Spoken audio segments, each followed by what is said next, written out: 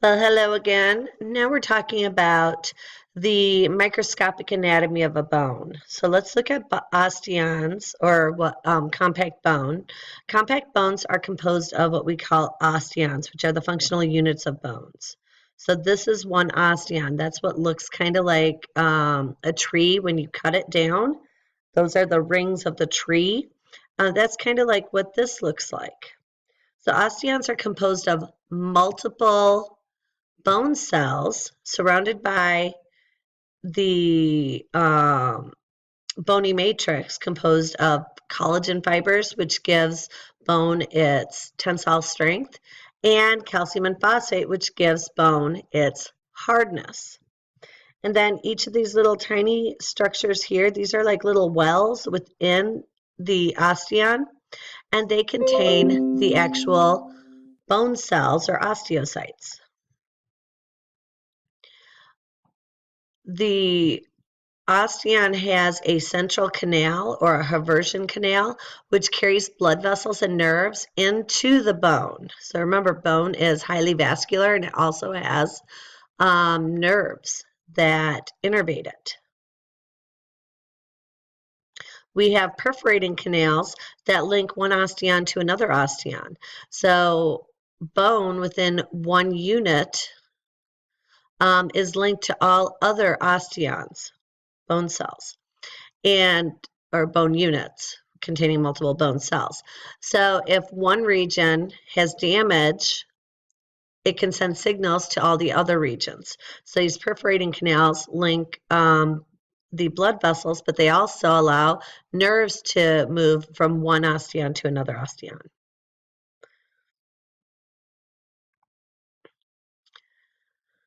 Within the osteon, we have these rings.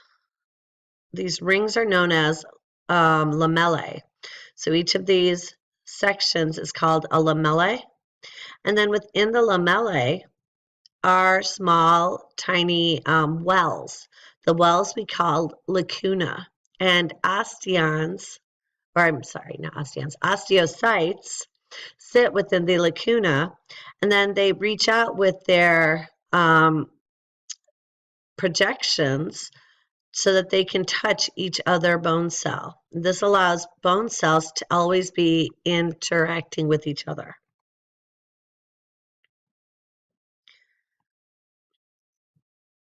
And so that's just what I said. So I'm just going to go to the next slide.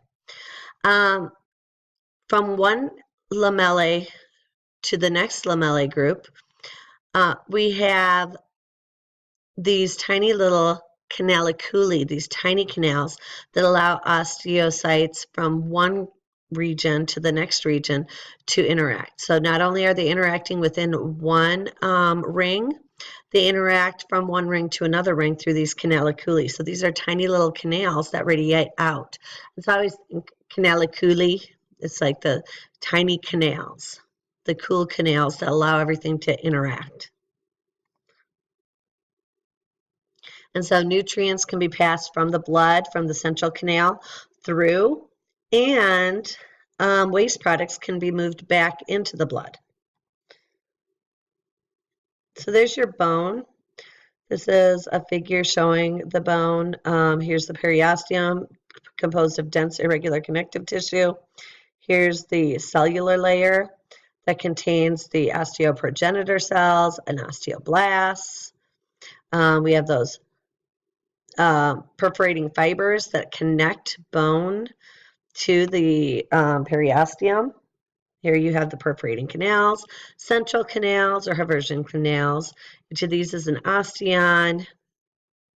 You have the concentric lamellae, the little lacuna with the osteocytes. And then over here we have spongy bone. So spongy bone receives its name because it has a spongy appearance. And the sponginess, or that the spongy appearance, actually lightens bones. That's one of its major jobs. It's holy. You can see those little holes inside. And then it's filled with red bone marrow. So spongy bone has a function. It functions to lighten the bone's weight, but it also provides strength at areas where we have a lot of pressure buildup. Spongy bone does not consist of osteons. All the osteocytes are very close to the region, the bone marrow region, and as we put more pressure on the bone, we thicken the spongy bone material. We actually grow more bone. And so here is a great example of the mechanical stress we put on bones. So when we are born, I think I have a picture. There's a baby. There you go. So I'm going to go back to the other picture, but no, I'm not going there yet. So you see, here's the head of a femur. Here's the head of an adult femur. The head of a baby femur is not as pronounced as the head of an adult femur. The greater trochanter of a baby femur is not as pronounced as the greater trochanter of an adult femur. The lesser trochanter right there is also not as pronounced. And you can see down here, the medial and lateral epicondyles and condyles aren't as pronounced. So as we put stress on our bones, we start building more bone. So in areas where we put a lot of stress, so you can see these are stress points, we build more bone. Areas that we don't put stress on, so this area here, we have less bone. And so spongy bone is filled with red bone marrow, but we can produce more spongy bone in areas of great stress. And that actually gives us the ability to put more pressure on our bones. So it makes our bones stronger. And then this here is moving into the diaphysis, which is the, going to contain that medullary cavity. So we're going to talk about hyaline cartilage and how hyaline cartilage grows or replicates. And then we'll talk about bone formation and what influences bone formation. So hyaline cartilage is connective tissue that contains a semi-solid matrix. The semi-solid matrix contains proteoglycans, but we do not have any calcium or phosphate, so it does not get hard. Hyaline cartilage receives its nutrients through diffusion from the perichondrium, which is the dense irregular connective tissue wrapping that surrounds it, and through the regions, the fluids surrounding the hyaline connective tissue, hyaline cartilage connective tissue. Hyaline cartilage has a very similar makeup as, or building process as bone does. So we start with chondroblasts, which produce a cartilage matrix, that semi-solid matrix.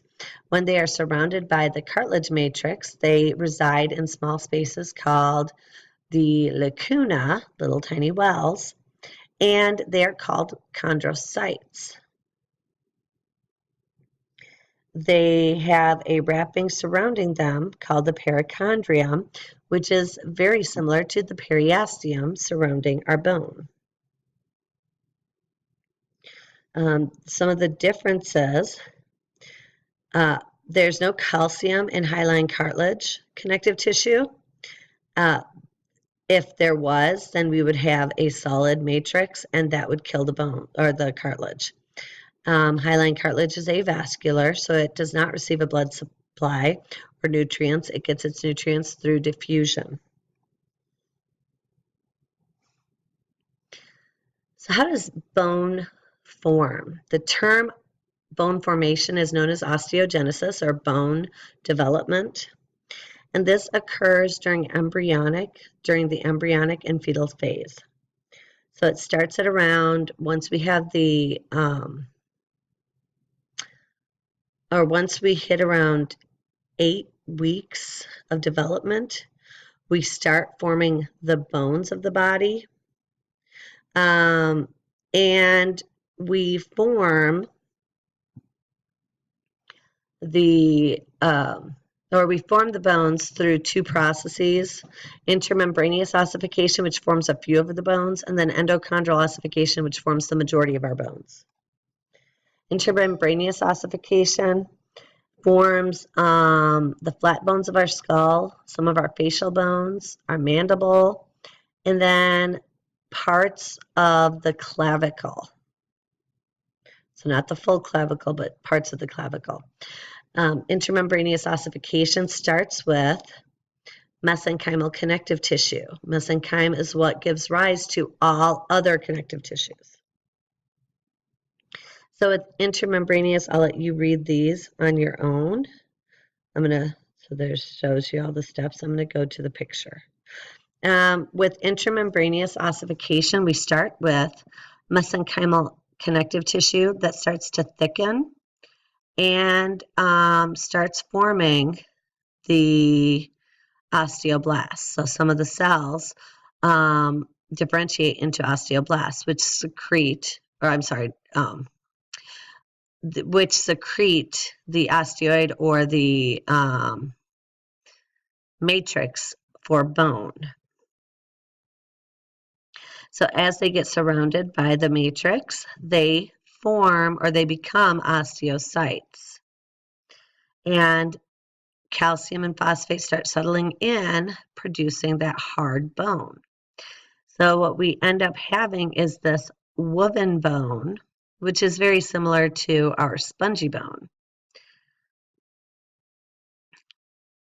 At the edges of the woven bone, we have more connective tissue that forms a periosteum. So it differentiates into dense irregular connective tissue. And then from the periosteum, bone building cells produce compact bone just at the edges. The woven bone reforms into what we call spongy bone, which has more holes but smaller holes. And so we have that flat bone structure, which has compact bone on the ends and then spongy bone in the very middle. Endochondral ossification forms all the bones of the appendicular skeleton, forms the vertebrae, forms the pelvic bone, so your ilium, ischium, pubis, and forms the clavicle, the ends of the clavicle. And so this process actually is a longer process, but it forms the majority of our bones. And it starts with hyaline cartilage. I'm going to skip through this. You can read this material. And I'm going to go to this. Starts with a hyaline cartilage model. So hyaline cartilage is the original bone that makes up, or is the original cartilage bone that we have, or the cartilage skeleton that we have. And then as the cartilage grows, some of those cells will start to hypertrophy. And this occurs in the diaphysis of the bone initially. So as the bones start to hypertrophy, so hypertrophy means they get very large, and then some of those cells burst. When they burst, they release chemicals that cause calcification of the region. So when calcification occurs, because hyaline cartilage gains its nutrients from the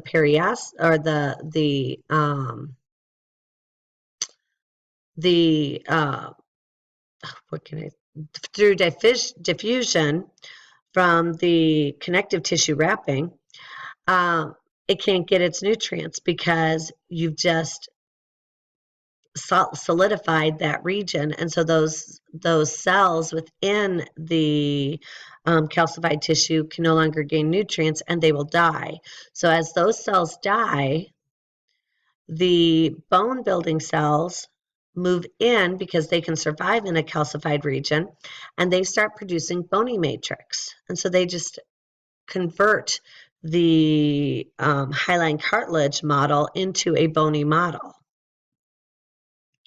So as this occurs, on the ends of our long bones, we start having more hypertrophy occur and more cartilage cells die, and that causes bone to form at the ends as well. So we have bone tissue on the diaphysis, and we will have bone tissue at the epiphyses. And I think I have another slide. I guess I didn't have another slide. I just talked about it here, where we have secondary ossification centers, but we still have that metaphysis that does not contain any bone. So this is the growth plate region. So the metaphysis is what connects your diaphysis to the epiphyses, and this is the area that's going to allow for bone growth in length. So we're constantly going to be growing those bones at the epiphyseal plate, and the growth will occur typically until adulthood, up to potentially 25 years of age. And once we hit that adulthood, then we'll just have an epiphyseal line. And so here we see the epiphyseal plate, and here as an adult we have the epiphyseal line, which is what we see in adults. So this is one way we can identify adults from children. We're remodeling our bones continuously.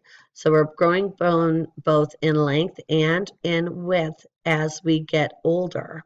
We're also fixing bone that has been damaged. So we go through an entire skeleton every few years. We actually produce a brand new skeleton. So the bones we have now are not the bones we were born with, which is kind of neat. Bone growth in length is interstitial growth. Bone growth in width is appositional growth.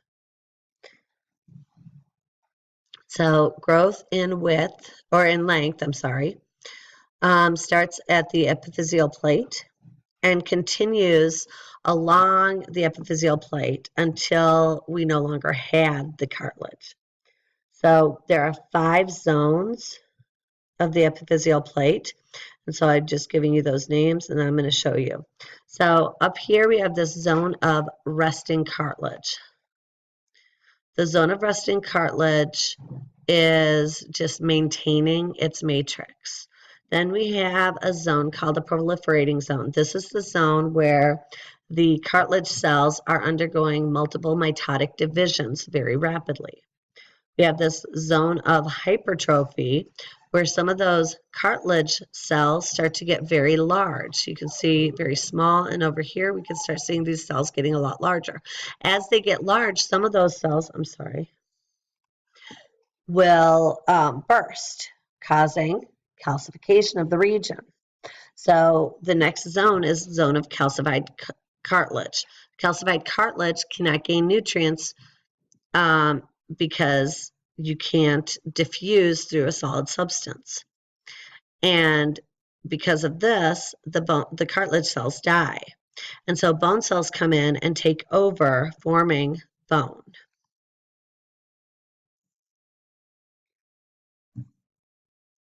And so as the cartilage increases the length, the bone takes over. Eventually, bone will grow faster than the cartilage, and we end up just having that epiphyseal line left. So the epiphyseal plate gets smaller and smaller as we get older and older. And so here you can see the epiphyses of the bone. You can see the epiphyseal plates of the bone. And so all of our long bones are going to grow like this. Appositional growth is growth in diameter. so the thickness. So as our bones grow and as we get larger, the bone itself has to thicken so that it can hold our weight. So this occurs along the edges of the bone, so right next to the periosteum. And bony matrix is going to be deposited, but in a parallel, so in a layer right along the edge.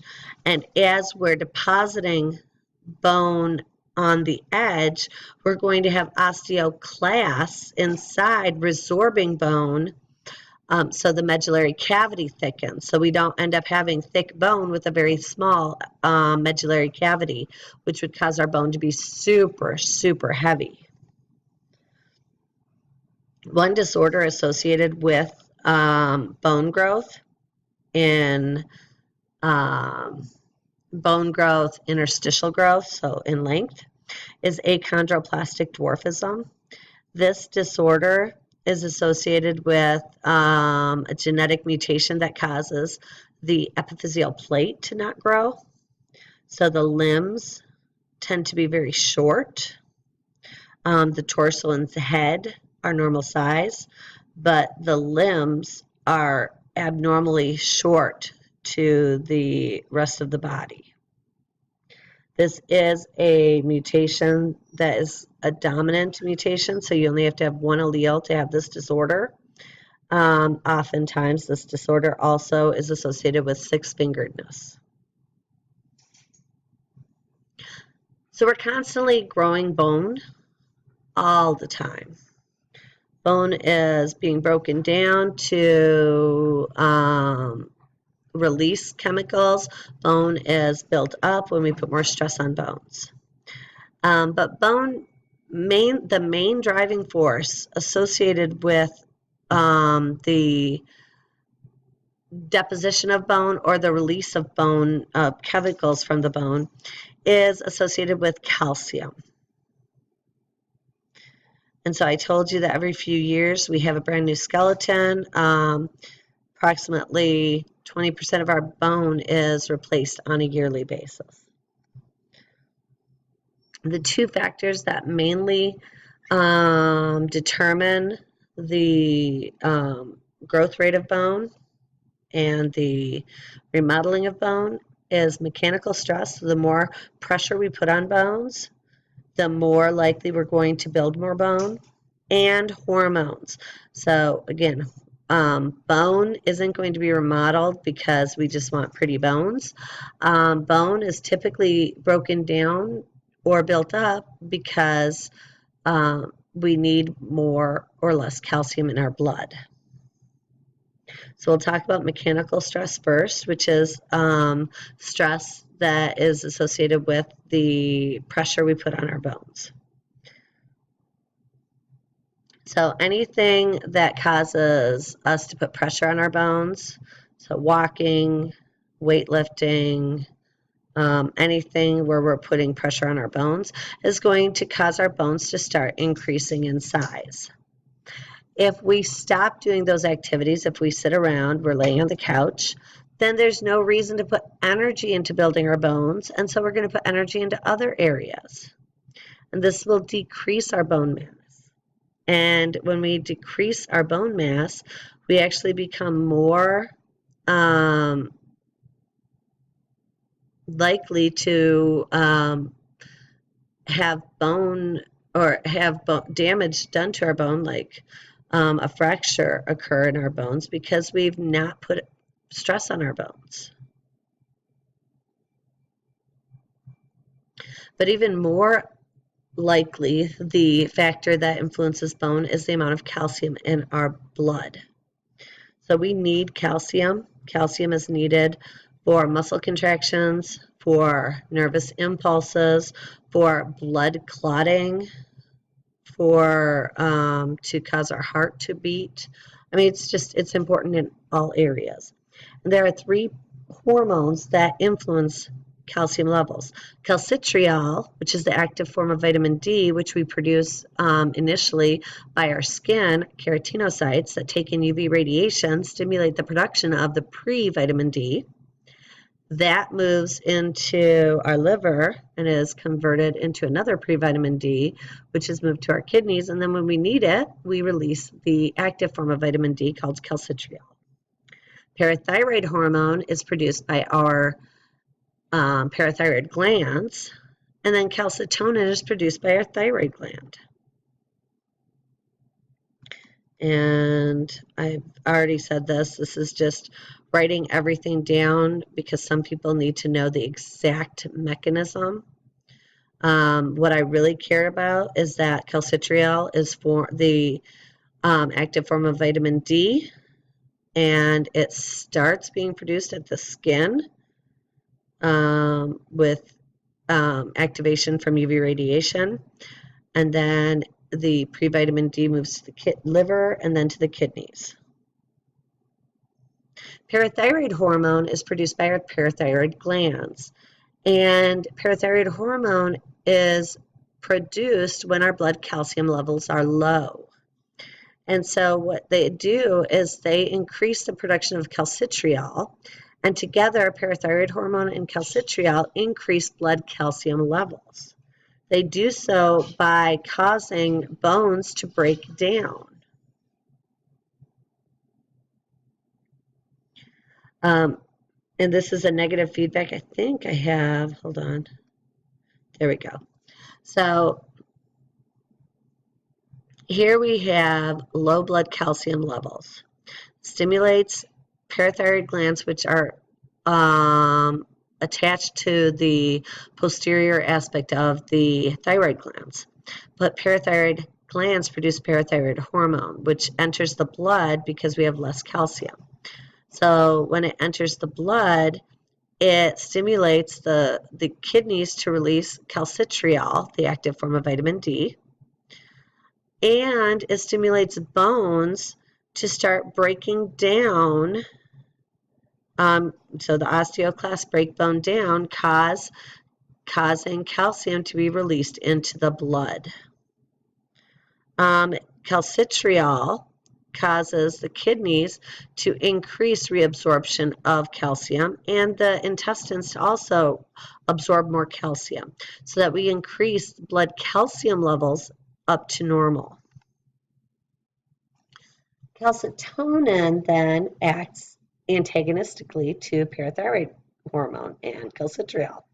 What calcitonin does, calcitonin is produced by the thyroid gland in response to high blood calcium levels, and it stimulates the bone building cells to start building bone up, and it inhibits osteoclasts from breaking bone down.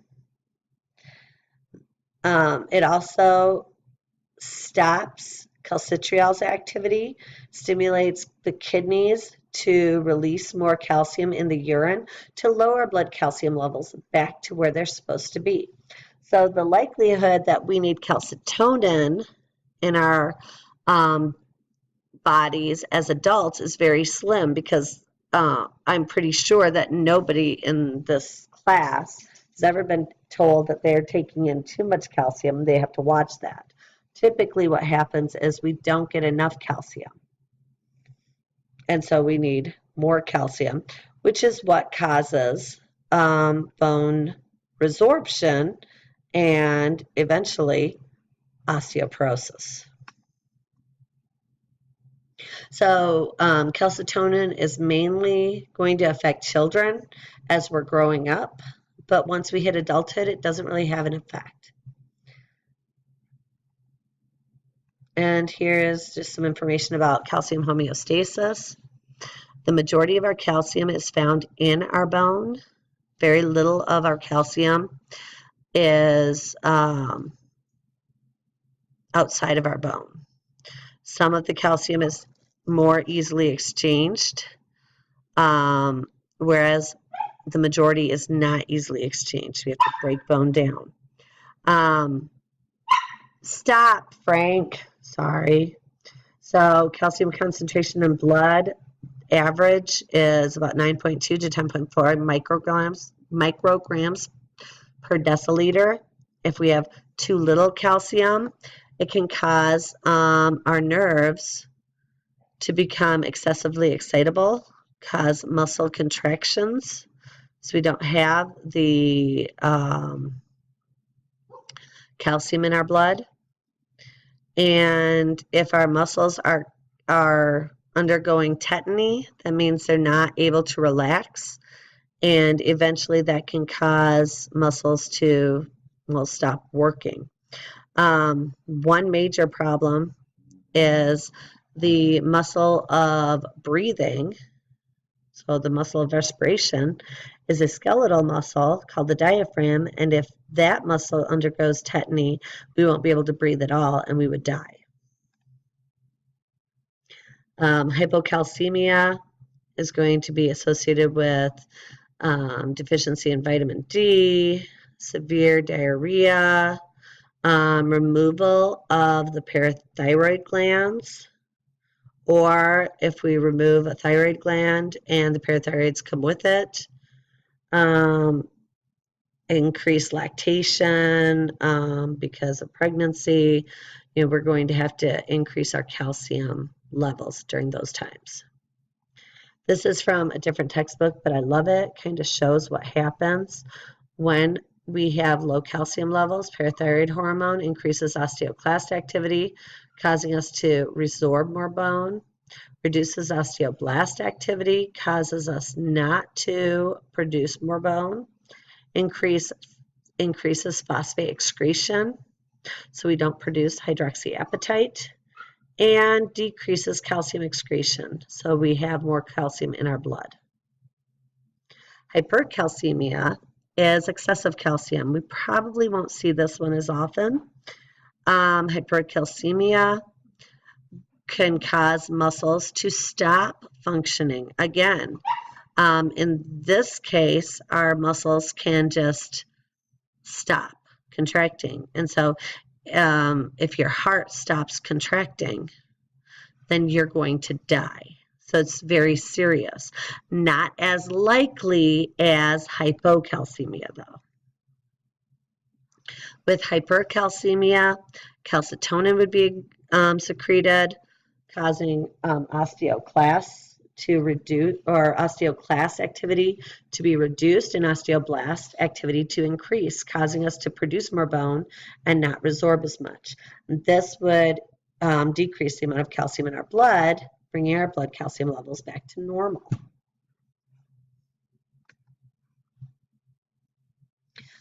Bone fractures are breaks in the bone. A lot of people like to argue that a break and a fracture are not the same.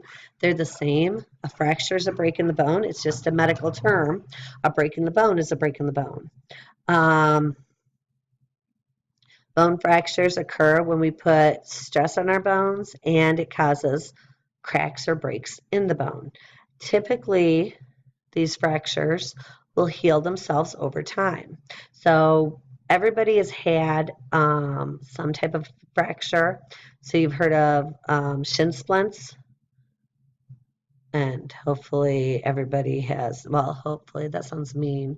Like I'm saying I hope y'all had pain, but probably everybody has felt shin splints, had shin splints. If you've run at all, shin splints are very painful, and what they are little tiny cracks in our bones, often associated with running or extreme exercise. This causes our bones to build up even stronger. So it actually increases bone density. But there are a lot of types of fractures, and not everyone has dealt with all types of fractures. So some fractures are associated with other diseases. If you have a pathologic fracture, that means that you have a fracture due to the weakening of the bone because of another disease. So osteoporosis is a disease that causes you to fracture your bone. That would be a pathologic fracture. A simple fracture is a fracture where your bone is broke, but it doesn't penetrate the skin. A compound fracture is a bone break where at least one end of the bone is piercing through the skin. Typically, compound fractures are going to be harder to heal. They often take surgery, and they take longer time to heal than simple fractures. So there's a lot of different fractures. What I'm going to do on your exam is I will pick 3 or 4 of these fractures, and I will give you a scenario, and you will have to determine the type of fracture it is. So I would just memorize these. And I'll likely talk about a patient, and I'll give you the scenario, and I'll include in it the description. So if you know the description, then you'll be able to identify the bone damage. Okay? So how do we heal fractures? Fractures don't heal immediately. They take time, and this will be dependent on the amount of damage that was done and the health and age of the individual that has the fracture. They can take, anywhere between, a couple months to 3 or 4 months to heal fully. There are 4 steps to fracture repair. The first step is a fracture hematoma. A hematoma is a big blood clot. So you are swelling up the area where the damage has been done, and then you're allowing a lot of blood so the swelling causes blood flow to that area, which increases the amount of white blood cells that can fight off any potential infection, can get rid of all the damaged tissue, and can start the healing process. Then we go and produce a callus that forms around the broken bone. So the first callus we form is called a fibrocartilage callus. At this point, the blood vessels that were there have been damaged, so we don't have any blood vessels or in the area that can feed the bone. So we form this cartilage callus that can gain its nutrients from the surrounding periosteum. Nutrients can diffuse into the bone, and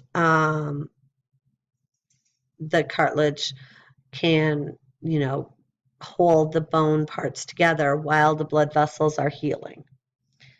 Eventually, we will replace that cartilage callus with a bony callus. The bony callus is going to form a nice, it's almost like a spongy bone material that just protects the area. It's harder, and it holds the bones together more effectively. And then the last mechanism is bone remodeling. Bone remodeling replaces the entire bone with a new bone, including the compact bone on the edges and the medullary cavity. We have blood vessels moving in. Typically, the one thing we will see between the initial bone before the break and the new bone formed is that the new bone formed will be slightly thicker.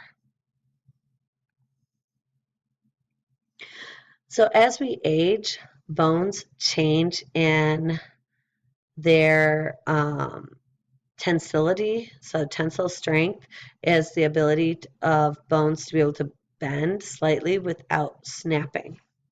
And this is because we aren't ourselves, just like anything, as we age, we don't work as effectively. Our body stops working as effectively, our cells stop working as effectively. So they don't produce as much osteoid, which contains the collagen fibers. We also lose calcium. So we're always leaching calcium from our bones to maintain blood calcium levels. This causes bones to be more soft. And so bones become thinner, weaker, and softer. So osteopenia is decrease in the production of osteoid, so you have less bone. This starts as early as your 30s. So prior to age 30, our bones are developing normally, and we have the chance to increase bone width, bone thickness, bone strength. But once we hit 30, we start losing bone mass. So it's still, we still can put more bone, or influence bone growth by maintaining a very active lifestyle. But every single year, our bone density will decrease. This is why we always tell people when they're young to get calcium, get a lot of calcium. The more calcium, the more active we are when we're young, the stronger our bones are, and the likelihood that we will not have severe osteoporosis. Osteoporosis is a disease associated with loss of bone mass. And everyone will be affected by it, but it will depend on the individual and what they've done to decrease the activity of osteoporosis to determine how intense the disease affects you. And so let's look at osteoporosis. Osteoporosis is decreased bone mass. It's seen in, or I should say, the most common individuals that are at risk are women.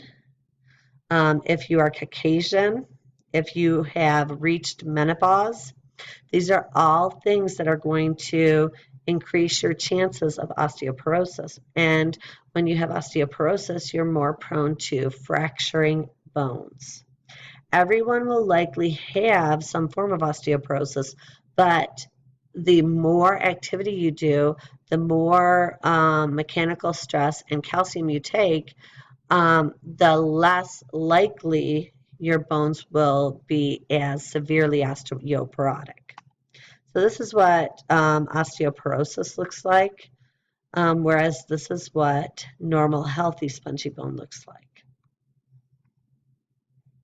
Bone is living tissue. Bone building is far from complete when a baby is born. During growth, from infancy to adulthood, bone is increased in size, strength, and hardness. Also, in different parts of the body, bones grow at different rates. Bone growth is partly in response to stresses that are put on the bone by weight-bearing motion. The simple acts of walking, running, jumping, and lifting heavy objects put strain on bones that results in increased bone density. Trabecular bone is found in the shaft and at the ends of the long bones, inside the spinal vertebrae, and inside the flat bones of the pelvis. In the ends, trabecular bone completely fills the cavity, and its structure transmits stress forces to the shaft. Trabecular bone forms an internal scaffolding network for bone. The trusses and arches found within the trabecular bone provide for the great strength of bone and yet surprising lightness. The arches and trusses inside trabecular bone provide a sponge-like appearance in the bone and also create the opportunity for blood vessels to penetrate the bone structure from the center core, marrow, of the long bone.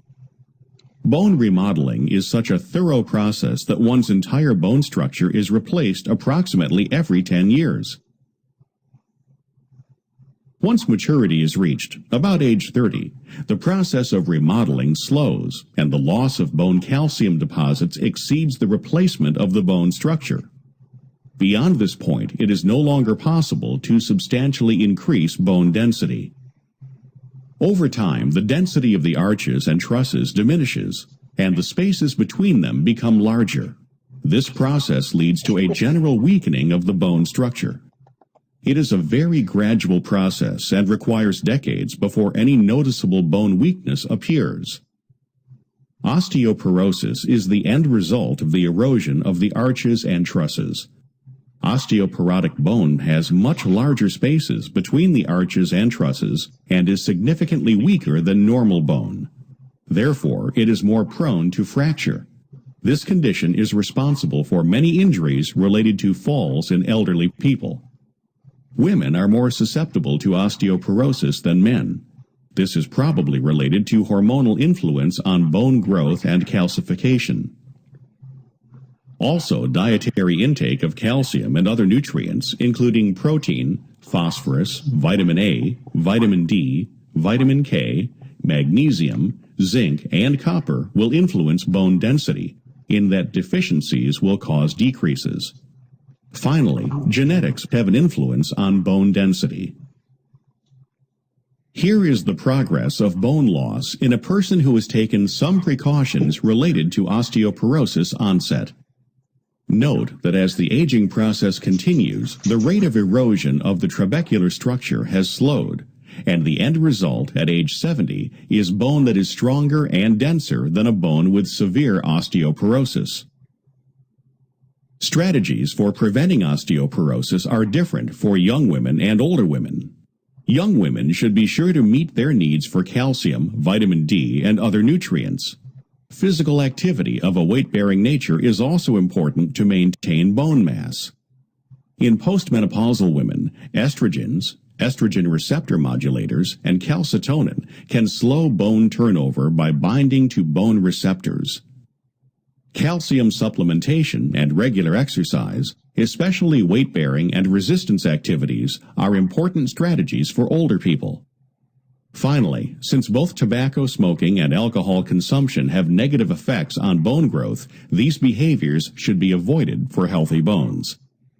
In summary, osteoporosis, the weakening of bones due to loss of calcium and phosphorus from the interior of the bone architecture, is a degenerative disease that is influenced by many contributing factors. Health-promoting interventions such as adequate nutrition and physical activity, and medical interventions such as prescription medications designed to limit progress of osteoporosis, coupled with positive behaviors such as not smoking or using alcohol excessively, can forestall the onset and severity of osteoporosis. Men are also at risk for developing osteoporosis. For men, similar prevention strategies apply. These include adequate calcium, vitamin D, and other nutrients, physical activity of a weight-bearing nature, and avoidance of behaviors like smoking and excessive alcohol consumption. All right, that's the end of the chapter, and we'll be going over it this week, so I hope you guys enjoy it, and I will see you next time. Bye.